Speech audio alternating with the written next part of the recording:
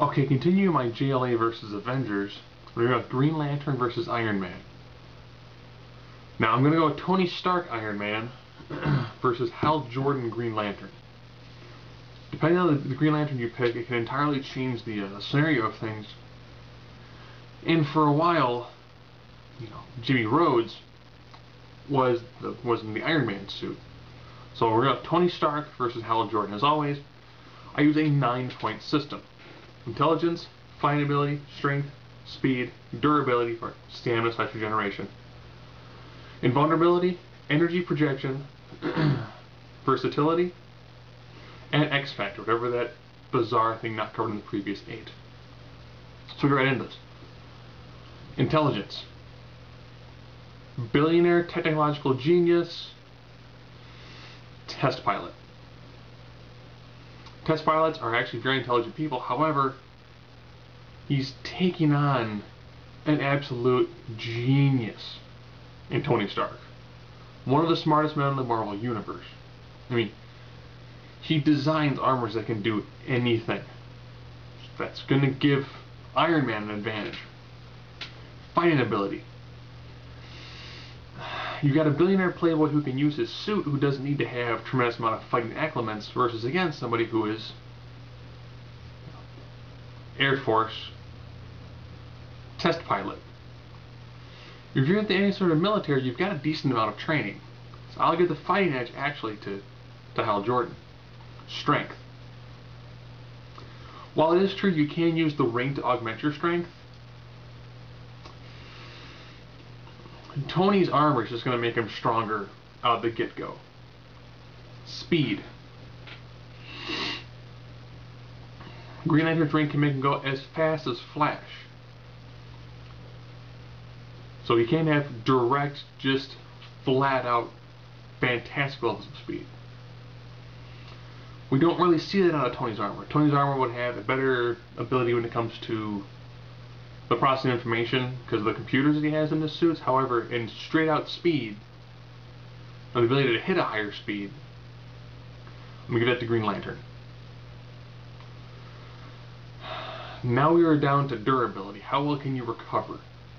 The Green Lantern ring does give the wearer some sort of regenerative abilities. Hal's had broken arms, and the ring will begin to slowly repair that.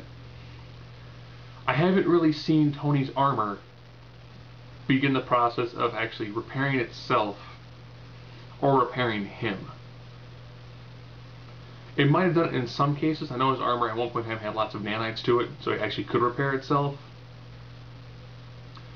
But if the armor's damaged, Tony's armor could probably repair itself. If Tony's damaged, unless we're going with extremists, Tony's not going to be able to repair himself based on his armor. He'll still have human regeneration. So I'll give the edge in the durability to Green Lantern. Invulnerability. Yeah, Hal's got a fantastic energy shield, but he still takes some physical abuse throughout the whole process, so he still has human level durability. Versus a fantastic suit of armor that can take a ridiculous beating. So an overall invulnerability, while you do have an energy shield, Hal still gets hurt. Versus a suit made of armor, versus a giant armored suit that also has, small amounts of shielding to it as well. We're now down to the last 3: energy projection, versatility, and X Factor. Energy projection is just the raw amount of energy you can produce. And ironically, I'm going to give that to Hal. I think that Hal's ring is the most powerful weapon in the universe. If he can think about it and pour his will into it, he's going to push and make something gigantic out of it. Versatility. Iron Man's armor is whatever he thought of while he was making it. Hal's versatility comes from whatever he can think of while he's in the process of having a fight. So one is how much prep did you put into it, the other one is how well do you think on your feet. Hal is a Tyler think on your feet sort of guy. So I'm going to give Hal a versatility edge just because of what the ring can actually do. So now down to X Factor. I will give the X Factor edge to Iron Man. Iron Man might have some level of different contingencies built into his armor itself. He's going to definitely give Hal a run for his money. If this fight can get him pretty close, he might have some sort of, if he knows anything in advance, he might have some sort of toxin that might help either lower willpower or create some sort of other visual distractions that might be enough to knock Hal off his game.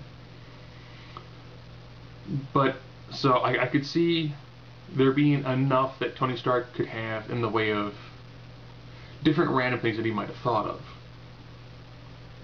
But at the end of the day, Green Lantern versus Iron Man, this is a regular Iron Man suit, not Hulkbuster, not flying into space suit, not the nanotube suit that he's using to fight Magneto on Avengers vs. X-Men. This is just the regular straight up Iron Man suit.